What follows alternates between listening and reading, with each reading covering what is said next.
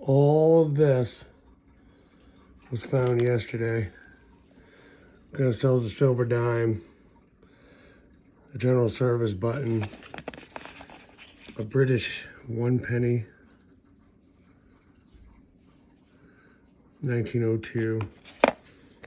Another coin here. I can't make out anything on it. It does have a head on it facing to the left, but other than that, I can't make out what it is.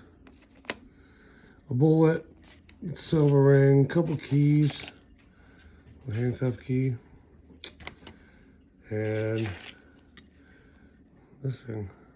This says Robert. Pretty cool, pretty awesome. So why do we do it?